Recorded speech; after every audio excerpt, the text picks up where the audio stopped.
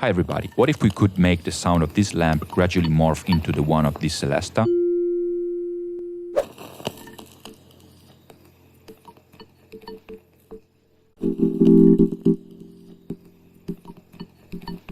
Today, I'm going to show you how to use any sound as a modulation source, borrowing its dynamic characteristics and transferring them onto another instrument. Let's dive right in. The starting point will be this sample from our lamp pack.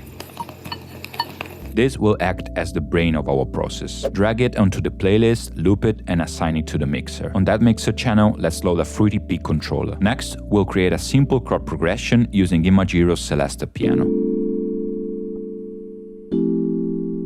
Assign this to another mixer channel and open a fruity balance. Right-click the volume knob, link to controller, and select the peak controller we just set up.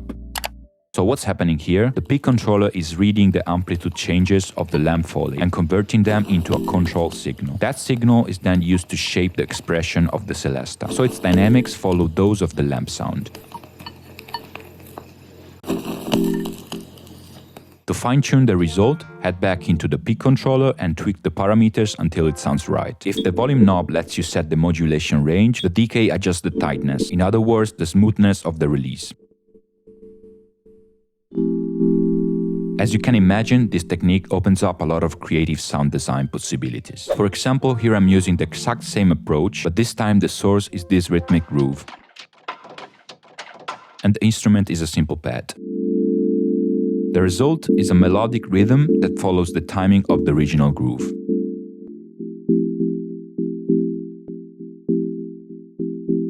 Let's bring the groove back into the mix and slowly raise the volume.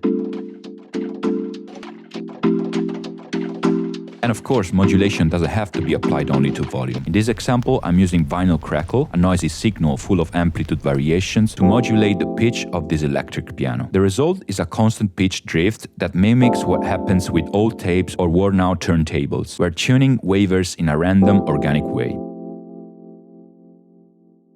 So bottom line, I highly encourage you to try this technique out. Use your weirdest, most unexpected samples as modulation sources to create automations for your instruments and effects. The results can be bizarre, surprising, and totally unpredictable. For our members, the lamp sample pack used in this video is available for download, along with the FLP project file, so you can follow along at your own pace and explore all the examples I showed, plus a few bonus ones where I went a little more crazy. I hope you enjoyed the video and that this technique gave you some fresh inspiration. See you next time.